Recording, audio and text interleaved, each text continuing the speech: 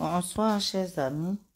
Je suis Madame Poitiot, sage-femme, spécialiste santé de la reproduction. Je suis inspecteur de soins. Alors, donc, je vais vous faire un cours sur la causerie éducative. C'est un cours simple, mais c'est un cours qui renferme beaucoup de questions. Alors, l'objectif général, c'est connaître le processus d'animation d'une séance de causerie éducative. Un objectif spécifique, c'est de décrire correctement la causerie éducative, expliquer tous les éléments à considérer pour une animation efficace de causerie. Définition. Qu'est-ce que la causerie éducative? C'est une communication interpersonnelle au cours de laquelle un animateur échange avec un groupe homogène de personnes sur un sujet donné en santé de la reproduction dans un endroit préalablement choisi afin de leur apporter des informations et atteindre des objectifs fixés. Les différentes étapes de la causerie éducative. Nous avons la préparation, l'exécution, l'évaluation. Pour la préparation, il faut choisir le sujet et se documenter. Donc, vous êtes le maître, donc vous devez aller vous documenter. Choisir le groupe cible, au plus 20 personnes. Donc, si vous êtes à plus de 20 personnes, vous n'êtes pas en causerie éducative, vous êtes en causerie amicale.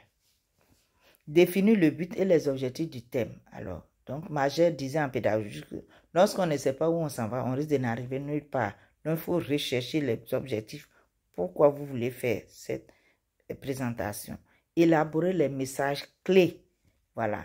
Ne pas aller faire une causerie éducative pendant qu'on parle de sexualité et puis vous partez parler d'autres choses, des moutons qui ne sont pas dans le village. Choisir les supports adaptés. Voilà. Si la population est analphabète, ce n'est pas l'occasion d'aller être pédant pour parler un groupe français. Avec les images, ça peut parler. Sinon, si vous faites passer des audios, ils ne comprennent pas ce que vous êtes en train de dire. Préparation, toujours choisir le lieu. Voilà. Donc, vous voulez parler, par exemple, de sexualité. Ce n'est pas au marché, on va aller parler de sexualité. Sinon, ça devient comme de la publicité, de la comédie.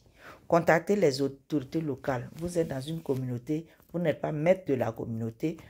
Demandez l'avis de la communauté. Et ça, c'est la mobilisation communautaire. On va parler de santé communautaire. Invitez la population cible. Préparer le lieu et installer le matériel. Déterminer le temps à l'avance. Voilà, nous allons faire une réunion et c'est de 8h à 10h ou bien de 14h à 16h. Parce que quand la présentation devient longue, finalement, ça devient des causeries à ne point fini et l'essentiel est mis vraiment à l'écart.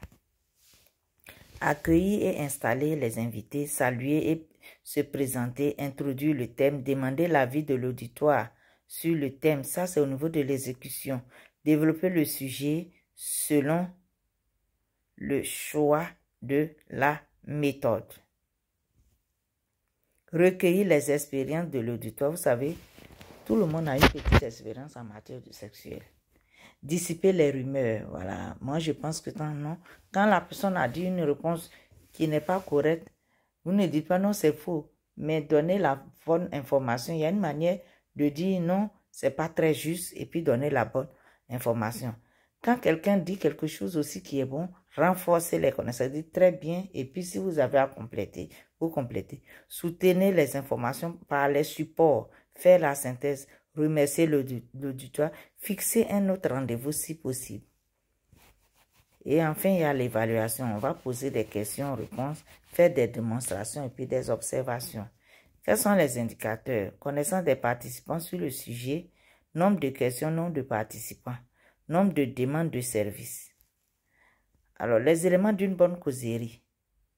Il y a le local, l'animateur, les conseils pratiques. Le local doit être propre, aéré, calme, bien éclairé, siège suffisant et bien disposé. L'animateur doit être ponctuel, tenue propre, adapté au milieu, pas de gestes inutiles. Position de l'animateur par rapport à l'auditoire, langage clair et simple. Il faut éviter d'être pédant. L'animateur, vraiment, imaginez, on parle de des grossesses précoces. Et puis vous venez, vous êtes habillé en zouglou, comme si vous partez à un concert de Yodé Siro. Animateur. L'animateur doit parler à haute voix, varier le ton, toujours rester dans le sujet, sourire respectueux et courtois, utiliser la méthode participative. Quels sont les conseils pratiques au cours de la causerie éducative? Avoir un plan détaillé des idées maîtresses, respecter le public, lire le moins possible le texte, message bien précis, aborder le sujet avec un pouvoir d'expert. Être persuasif, c'est-à-dire convaincant, être convaincu soi-même avant de pouvoir convaincre les autres. Et ça, nous reprochons souvent, nous-mêmes, on conduit les gens vers les praticiens, mais si vous n'avez pas confiance en l'hôpital, ce qu'on vous enseigne, mais allez-y vous entraîner de l'autre côté et puis laissez la place aux autres. Bien connaître les habitudes du milieu et les expressions à utiliser, suivez les attitudes non verbales. Parce que quand vous êtes en train de dire quelque chose, on dit tout communique. En communication, vous allez demander aux grands communicants, ils vont dire tout communique. Donc si les gens sont en train de faire des tics, il faut pouvoir s'arrêter. Utilisez les supports pour illustrer la causerie, faire attention aux tics, fixer le temps et la durée en fonction du milieu et du public. Vous ne pouvez pas demander à des femmes ou bien des jeunes voilà, qui doivent aller piler le foutu de leurs parents de faire une réunion jusqu'à 20 h. C'est pas bien. Attention à l'intention, faites attention à l'attitude de l'auditoire. Donc, le cas clinique présent ici, je pense que vous aurez le temps de le traiter. Voilà. Donc, merci.